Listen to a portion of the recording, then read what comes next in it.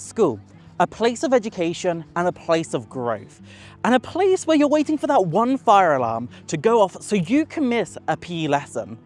But for some of us, it was a place of discomfort. 10 years ago, I went to school, and every morning I had the exact same thought. How bad is it going to be today? I wasn't a troublemaker, I didn't talk back, and I did all my homework, but somehow, just my existence was a problem. Have you ever played a game on hard mode?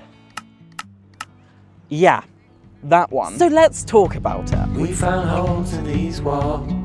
We like what we saw.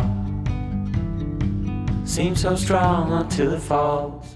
Let me set the scene for you. Back when I was at school, you walked in and you already knew what was coming. Teachers, most of them just didn't get it. Administrators, clueless. And students, some of them were trying, but most of them were not even trying. I mean, it was almost as if schools were designed to be this way. And it's been 10 years and we're still having this conversation. And you know what? I'm still waiting for the school system to catch up. And let's be real. It's like back then, I was walking into school every single day and I was thinking to myself, please let me just be myself today. But nope. Misgendering left, right, and center. Awkward silences, confusion all around, and all the while I'm supposed to be learning? But hey, at least it made for some good stories, right? Well, here's the thing. You deserve better than that. And if I could go back and talk to my younger self, I'd tell them it is not your fault. You are worthy of better treatment. Hannah, we support you. Of course we do. We just don't want to confuse the other students. Right, because I'm the confusing part. You can be yourself outside of school. So let's break this down. There are 5 main struggles that trans students face when it comes to getting the support that they need at school. The first struggle is the lack of understanding. It's like walking into a classroom where everyone's speaking a language that you don't know. Teachers don't always get it. They don't know the basics about gender identity, pronouns, or how to support a trans student in a safe and respectful way. And that makes everything harder because how can you comfortably learn while you're trying to teach everyone around you? Second, the misgender and deadnaming. It is not just a slip of a tongue, it is a consistent reminder that your identity doesn't matter to some people. Deadnaming, that's a whole different matter. It's not just about getting somebody's name wrong, it's about denying who they are. Not enough legal or policy protection. Now you may be thinking, but wait, there are laws to protect us, right? Sure, on paper, but in practice, not always. The legal protections may be there, but they're not always enforced. And when you do try to use them, you may find yourself battling through endless red tape.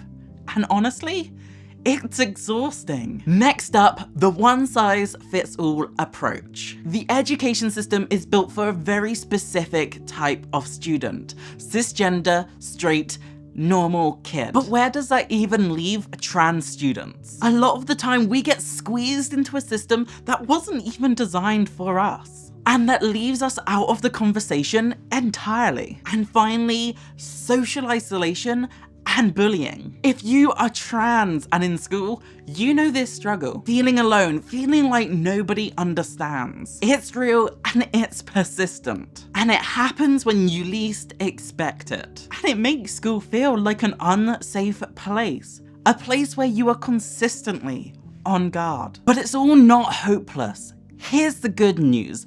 You have the power to change things, to make things better. So now that we have laid it all out, how do we fix this? First, we need proper education for teachers and staff. The simple truth is, if you don't understand something, you can't support it. Training on gender identity, pronouns, and making a safe space for trans students is the bare minimum. You don't need to be a trans expert, but you do need to know enough so that students can feel seen and respected. Secondly, there needs to be a no tolerance policy for deadnaming and misgendering. Schools need clear policies to punish those behaviors, not just a slap on the wrist, but real consequences. And those policies need to be enforced. Next, clear accessibility policies. Schools need to make it easy for students to access their rights. And they need to know that if something goes wrong, there will actually be protections that will be followed through. The education system needs to be flexible,